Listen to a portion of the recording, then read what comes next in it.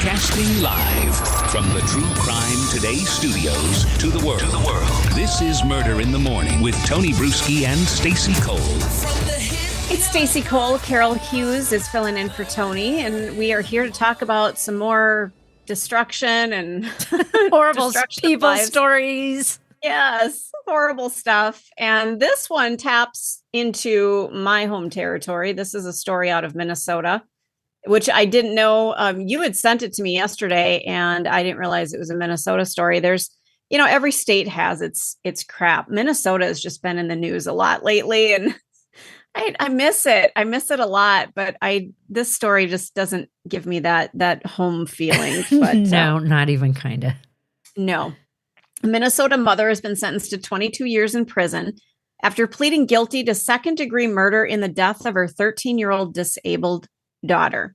Elise Nelson admitted to turning off her daughter Kylie Larson's oxygen monitoring device and allowing the child to die while heavily intoxicated.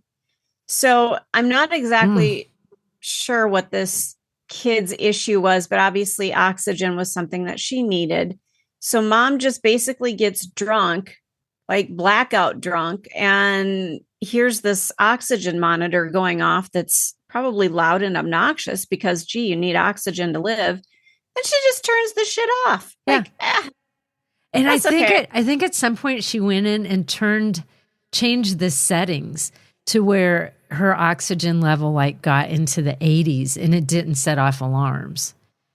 She was manipulating the oxygen settings for the alarm. And for those of you who may not know about oxygen settings, you do not want to be anywhere under 94%.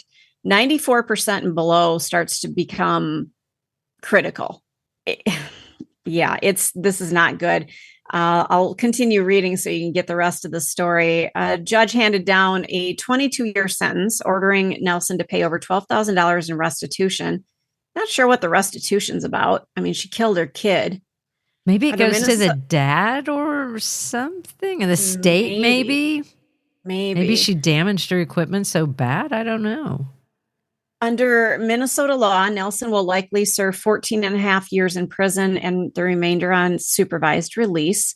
Prosecutors described the tragic events that unfolded over 3 days in June 2020. Nelson was home alone with Kylie, while her husband, the child's stepfather, was on a fishing trip, and her other child was staying with a family friend.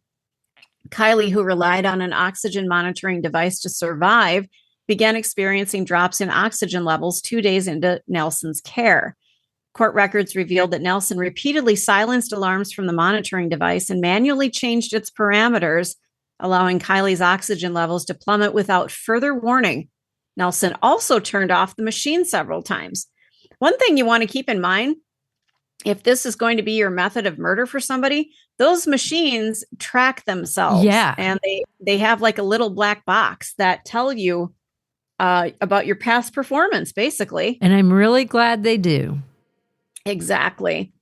On June 21st, 2020, a family friend tried unsuccessfully to contact Nelson. Concerned, the friend went to the home and found the doors locked and shades drawn. Shortly after noon, Nelson texted the friend saying that she had been performing CPR on Kylie for an hour and was waiting for authorities. Nelson eventually called 911 at 1:09 p.m.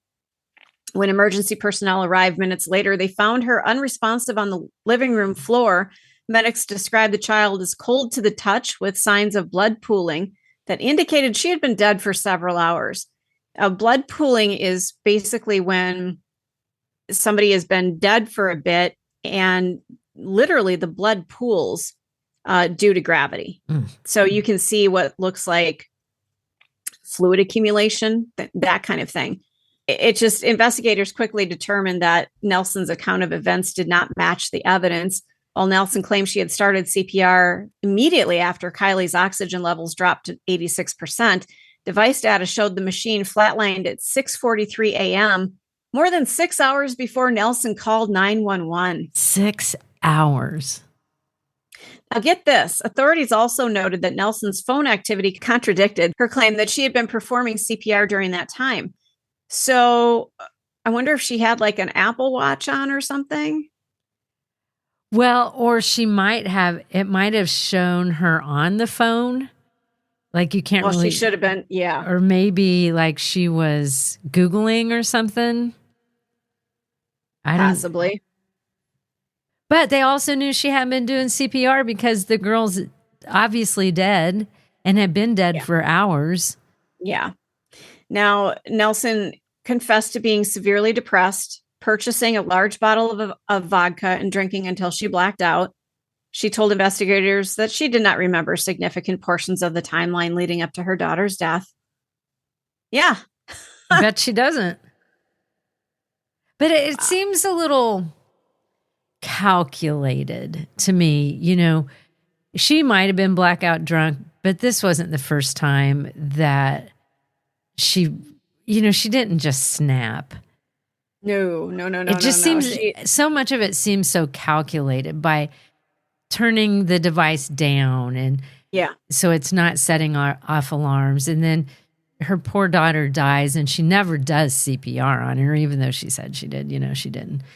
And then her friend goes over, it's noon, and this woman hasn't done anything. So I get, okay, I got blacked out drunk. But then you wake up and you're like, shit, what have I done? Mm-hmm. And I would think your first thing wouldn't be, I wouldn't necessarily, see, this is what I would never make a good murderer because I would feel really bad for like, oh my God, my poor daughter, and she's in my care. I've got to get her help right away. And I think you and I would call 911, but she just sat with her for hours. Yeah. The whole thing is just really odd and weird, and it doesn't make any sense. And just makes you wonder if she'd been kind of thinking about something for a long time. Because I think the little girl, there might have been a shared custody between her and the child's father, because I think the dad was involved too in her care. Not this night, obviously. I'm glad she was caught. I'm glad she's going to prison. Yeah, absolutely. Hopefully, she's not going to have any more kids because, I get it. Caring for a disabled child is taxing. It's difficult. It's intense. I get that. It's difficult, but if you can't do it, I imagine there's some way to acquire some help, give the child up for adoption. This is horrific. And this didn't need to happen. Didn't. There is help available. You can go to the state, and it's a process, and I don't know their income levels or anything like that. But a lot of disabled people can get in-home care, at least some respite care for the family. So a nurse can come in X number of hours a week and help with her care. So the primary caregivers can get a break. If she was at that point, it just kind of sounds like she got really drunk and that was going to be it. Yeah, absolutely. What a sad story. And, I feel bad for the child. This didn't need to happen. You're in the thick of a true crime saga, every detail sinking in. And then, wham, a commercial about something you couldn't care less about. It's like being served a microwaved dinner at a 5-star restaurant. But it doesn't have to be this way. Go for True Crime Today, Premium Plus on Apple Podcasts. With True Crime Today, Premium Plus, you get uninterrupted, ad-free episodes, extended interviews that dig even deeper into the muck, and early access so you can brag to your friends. It's like ordering the secret menu at a crime buffet. So, search for True Crime Today, Premium Plus on Apple Podcasts, subscribe, and savor every twisted detail without interruption.